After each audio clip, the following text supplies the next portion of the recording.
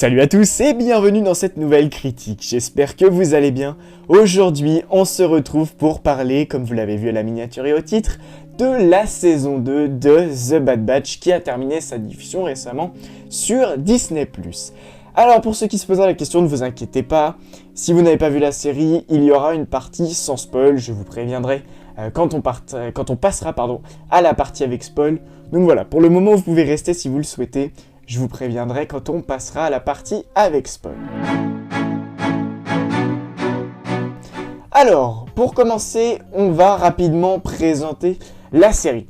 Donc The Bad Batch, il faut savoir que c'est une série réalisée par Dave Filoni, qui a déjà travaillé sur les séries Rebels, Tales of the Jedi ou encore The Clone Wars. Cette série nous présente donc les aventures de la Clone Force 99, une équipe de clones renégats qui possèdent chacun une faculté qui leur est propre. Cette saison 2, quant à elle, a été réalisée par Brad Rowe et écrite par Jennifer Corbett, qui avaient déjà tous les deux travaillé sur la saison 1. Au niveau des épisodes, on en compte 16 d'environ 25 minutes chacun, donc voilà, c'est quasiment comme la première saison. On avait quitté la Bad Batch dans la première saison lors de la destruction de Tipoca City, où Crosshair décidait de rejoindre pleinement l'Empire et de quitter définitivement la Bad Batch. Dans cette saison 2, les objectifs de la Bad Batch sont un peu plus différents. Là, l'objectif est vraiment de survivre et de vivre cachés pour pas que l'Empire les retrouve parce qu'ils les considèrent comme morts actuellement. Voilà, pour eux, ils ont péri lors de la destruction de Tipoca City. Ils vont donc continuer à faire des missions pour Sid, mais ça va les amener dans des situations bien plus dangereuses que c'est prévu parfois.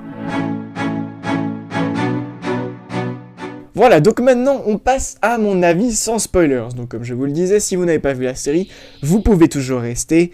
Je ne vais pas spoil d'éléments de la saison, ne vous inquiétez pas. Donc pour moi, vraiment, cette saison 2, elle rattrape l'énorme déception que j'avais eue dans la saison 1. Vraiment, la saison 1 ne m'avait pas plu, et à la fin, je m'étais dit, vraiment, ne sortez pas de saison 2, ça ne sert à rien, c'est pas rattrapable, y a rien à faire. Mais comme j'ai été surpris, vraiment, cette saison 2, pour moi, elle rattrape tout. On va commencer en différents points, mais vous allez voir vraiment que j'ai été complètement ravi. Déjà pour moi, les gros problèmes de la saison 1, c'était les guests et les épisodes filler. Bon bah ici, on en a beaucoup moins. Tous les guests qu'on a sont utiles, ils ont vraiment un intérêt à être là dans cette saison 2, et on en a vraiment beaucoup moins que la saison 1. Pour la saison 1, on en avait qui duraient même pas 1 ou 2 épisodes et qui servaient absolument à rien. Même chose pour les fillers, on en avait beaucoup trop, et ça faisait vraiment pas avancer l'histoire. Là, on en a aussi forcément des fillers, parce qu'en 16 épisodes, on peut pas avoir que des épisodes qui soient vraiment bien et qui fassent avancer l'histoire. Mais je trouve que chacun de ces fillers apportait quand même une petite... je sais pas, un petit quelque chose à chaque fois, soit qui développait un personnage, soit qui développait quelque chose pour la suite de la série, mais vraiment, il y avait toujours quelque chose, même si c'était par exemple un hommage, comme l'épisode, voilà, ceux qui ont vu la série, vous saurez de quoi je parle, mais on a un épisode vraiment qui est un hommage à la menace fantôme, voilà, mais toujours des choses assez intéressantes comme ceci. Dans cette saison 2, on gagne beaucoup en maturité. Les épisodes, enfin en tout cas certains, sont beaucoup plus sombres que dans la première saison, et on joue vraiment beaucoup sur les émotions. Il y a vraiment des épisodes où à la fin, ou même pendant l'épisode, vous vous dites, d'accord, on n'est plus sur une série juste pour enfants, comment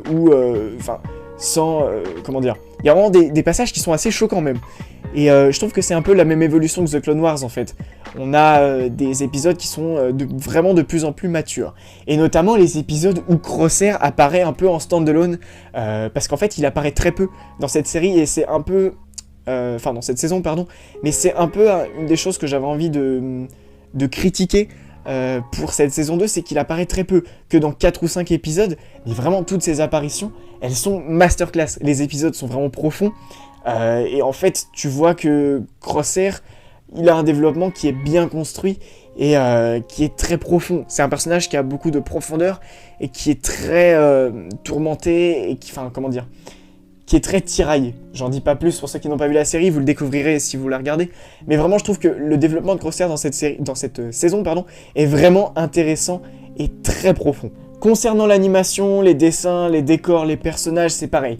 C'est comme la saison 1, c'est vraiment une masterclass, c'est vraiment une animation que j'apprécie beaucoup depuis la saison 7 de The Clone Wars et qui apparaît depuis donc, dans Tales of the Jedi ou The Bad Batch. Vraiment, c'est une animation qui marche très bien, qui est magnifique. Elle est même encore mieux pour moi que la saison 1 parce que j'avais du mal, surtout sur les déplacements des personnages des fois. C'est un détail, hein, mais des fois, je sais pas, ça faisait pas très naturel. Là, j'ai pas été choqué par ça dans cette saison 2, donc peut-être que ça a été corrigé ou j'ai juste pas fait gaffe. Mais je trouve que vraiment, l'animation, elle marche très bien. Après, comme je vous le disais pour la vidéo réaction de Vision saison 2, je trouve que ça manque d'originalité. Mais après, voilà, on peut pas changer du tout au tout d'une saison à l'autre. Donc vraiment, pour moi, cette animation, elle est efficace et elle marche très bien. Et elle est vraiment magnifique, surtout sur certains plans. C'est vraiment très très beau. Ensuite, il y a pas mal d'arcs que j'ai beaucoup aimé dans cette saison 2. Et notamment, un arc où on développe toute la transition entre les clones et les Stormtroopers. Et je trouve que c'est vraiment quelque chose de très intéressant. Parce qu'en fait, on voit le point de vue à la fois des clones et des politiciens qui doivent faire cette transition. On avait déjà ça qui commençait à se faire dans la saison 1. Là, c'est vraiment prolongé et c'est très très très intéressant. J'ai trouvé vraiment, c'est le milieu de la saison qui est vraiment très intéressant. On en reparlera dans la partie avec spoil plus en détail. Mais voilà, c'est quelque chose que je trouve très intéressant, très profond encore une fois, où tu te dis, bon, les clones, ils ont aussi leur mot à dire. Et c'est pas juste des soldats, ça reste des êtres humains qui ont besoin d'avoir un bon traitement après la guerre qu'ils ont connue. Voilà, très intéressant ce petit arc. Voilà, donc je pense avoir fait le tour de mon avis sans spoil. Donc voilà, maintenant on va passer à mon avis avec spoil. Donc ceux qui n'ont pas vu la série, enfin la saison, ou si vous n'êtes pas à jour jusqu'à la fin, parce que je vais beaucoup parler du final notamment, je vous conseille de quitter cette vidéo, de revenir plus tard si vous le souhaitez, quand vous aurez vu tout ça. Donc, on va parler du final, il le faut absolument, parce que pour moi, c'était vraiment une masterclass. Le final, donc avec le sacrifice de Tech, c'est pour moi une grosse prise de risque de la part des scénaristes. De tuer un personnage principal comme ça, c'est très dangereux, mais c'est une prise de risque qui était tellement incroyable. Moi, j'ai adoré. Ce sacrifice, il m'a vraiment pris de court et j'ai jamais été autant ému par la mort d'un personnage dans un film ou une série. Vraiment, c'était inédit pour moi. J'avais jamais été autant touché parce que c'est tellement bien amené. Enfin, c'est vraiment incroyable. Le pire en plus, c'est que juste avant de voir l'épisode, j'étais vraiment dégoûté. Je me suis, entre guillemets, spoil cette scène. J'ai vu un passage sur Instagram, enfin voilà, je suis tombé dessus, mais j'y ai pas cru. J'y ai pas cru jusqu'au bout. Et quand j'ai vu la scène, ça m'a vraiment bouleversé. J'étais vraiment sous le choc. Parce que vraiment, ce final, en plus de la mort de Tech, qui est bouleversante, on a vraiment tout qui s'écroule. On a donc Omega qui est arrêté, qui est attrapé par l'Empire. On a donc Sid qui trahit le Bad Batch. On a Wrecker et Hunter qui sont attrapés. Et mais après qui se libèrent, etc. Enfin vraiment, le final, il est incroyablement génial, j'allais dire. C'est stupide. Mais voilà, vraiment, c'était trop bien. En plus, l'arc, il sort un peu de nulle part. Il est annoncé comme ça, pour les 2 derniers épisodes, on va être là-dessus. Et vraiment, ça va très vite, mais c'est superbe. Un autre personnage qui est un petit peu mis de côté, c'est Echo, du coup, qui quitte un peu l'équipe pour rejoindre Rex. Pareil, c'était un petit peu une prise de risque, mais en fait, c'est pas plus mal. Moi, c'était pas spécialement un personnage que j'appréciais, mais je trouve, en fait, c'est pas mal, en fait, qu'il retourne avec Rex. Ça change un peu l'équipe, et ça amène aussi des discussions qui sont très émouvantes. Enfin, un dialogue qui m'a marqué vraiment, c'est quand Omega demande à Tech pourquoi il a l'air si peu atteint par le départ d'Echo. Vraiment, c'est des discussions que j'adore et qui sont très émouvantes. Et en plus, maintenant, quand on sait que Tech meurt à la fin, c'est... waouh. Je trouve qu'il a vraiment eu un bon développement dans cette saison 2. Moi, ça a toujours été mon personnage préféré dans cette série depuis la saison 1. Je le trouve vraiment très intéressant. Il est assez atypique, certes, mais je sais pas, ce côté très intelligent et à la fois très fermé, je le trouve très intéressant comme personnage. Donc voilà, son sacrifice était magnifique. J'en parlais tout à l'heure, j'ai beaucoup aimé du coup l'arc avec la sénatrice Chuchi et tout le débat sur ce que deviennent les clones quand les Stormtroopers vont les remplacer. on a tout ce débat avec donc à la fois les politiciens et les clones. Mais Chushi, voilà, veut vraiment leur offrir une retraite et veut vraiment qu'ils ne soient pas lâchés dans la nature parce qu'ils ont donné tellement de choses pour la République et elle trouve ça inhumain de juste les abandonner et de les laisser comme ça au profit des Stormtroopers.